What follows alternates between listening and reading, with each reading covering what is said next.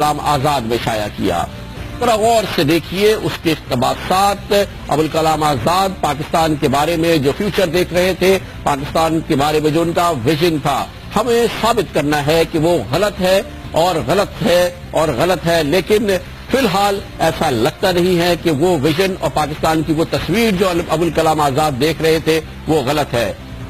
شورش کاشمیری کے چٹان مجھے رسالے میں جو انٹرویو انہوں نے دیا، جو شورش کاشمیری کی کتاب میں شائع ہوا، اس کے اقتباسات آپ سنیے اور آج کے پاکستان سے اس کا موازنہ کیجئے۔ مولانا ابوالکلام آزاد نے فرمایا، جناح اور لیاقت علی خان جب تک زندہ ہیں اس وقت تک مشرقی پاکستان کا اعتماد متزلزل نہیں ہو سکتا، لیکن دونوں رہنماؤں کے بعد ایک چھوٹا سا واقعہ بھی ناراضگی اور اضطراب پیدا کر سکتا ہے۔ ابوالکلام آزاد پھر پیشن گوئی کر رہے ہیں، میں محسوس کرتا ہوں کہ مشرقی پاکستان کے لیے بہت طویل مدت تک مغربی پاکستان کے ساتھ رہنا ممکن نہ ہوگا۔ دونوں خطوں میں کوئی بھی قدر مشترک نہیں سوائے اس کے کہ دونوں طرف رہنے والے اپنے آپ کو مسلمان کہتے ہیں۔ اس کی مزید تشریح ابوالکلام آزاد نے اپریل 46 میں کی۔ حقیقت یہ ہے کہ دنیا میں کہیں بھی مسلمان پائیدار سیاسی اتحاد پیدا ہی نہیں کر پائے۔ عرب دنیا کی مثال ہمارے سامنے ہے۔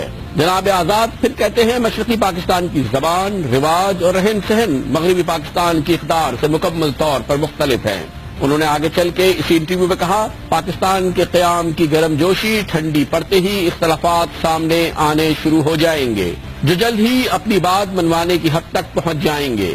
عالمی کی جنگ میں یہ اختلافات شدت اختیار کریں گے اور پاکستان کے دونوں حصے الگ ہو جائیں گے۔ یاد رہے، مولانا ابوالکلام آزاد یہ بات اپریل 1946 میں کہہ رہے ہیں۔ وہ پھر فرماتے ہیں، مشرقی پاکستان کی علیحدگی کے بعد مغربی پاکستان خطے میں موجود تضادات اور اختلافات کا میدان جنگ بن جائے گا۔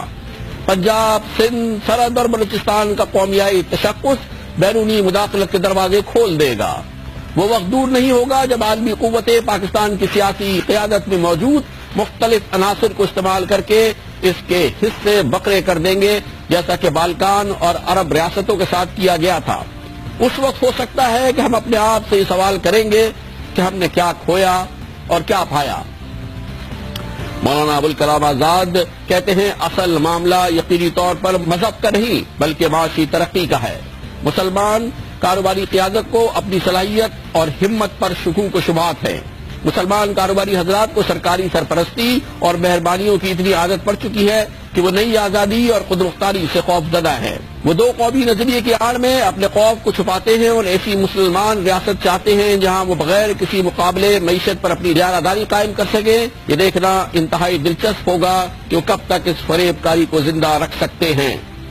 پاکستان کی موجود سیاسی اور فوجی قیادت کو مولانا ابوالکلام آزاد کی اس پیشن گوئی کو، ان پیشن گوئیوں کو غلط ثابت کرنا ہوگا، لیکن ابھی تک تو یہ غلط ثابت نہیں ہو رہی۔ اسی انٹرویو میں 1946 میں مولانا ابوالکلام آزاد سمجھتے ہیں، میں سمجھتا ہوں کہ اپنے قیام سے ہی پاکستان کو بہت سنگین مسائل کا سامنا رہے گا، جن میں شامل ہیں کئی مسلم ممالک کی طرح پاکستان کی نااہل سیاسی قیادت فوجی آمروں کی راہ ہموار کرے گی۔ 1946 میں ہے مولانا ابوالکلام آزاد کا یہ کہنا۔ پاکستان پر بیرونی قرضوں کا بھاری بوجھ ہوگا۔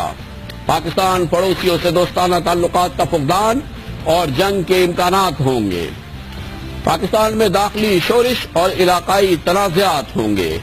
پاکستان کے صنعت کاروں اور نودولتیوں کے ہاتھوں قومی دولت کی لوٹ مار ہوگی۔ پاکستان کے نودولتیوں کے استحصال کے نتیجے میں طبقاتی جنگ کا تصور پیدا ہوگا۔ پاکستان میں نوجوانوں کی مذہب سے دوری اور عدم اطمینان اور نظریہ پاکستان کا خاتمہ ہو جائے گا۔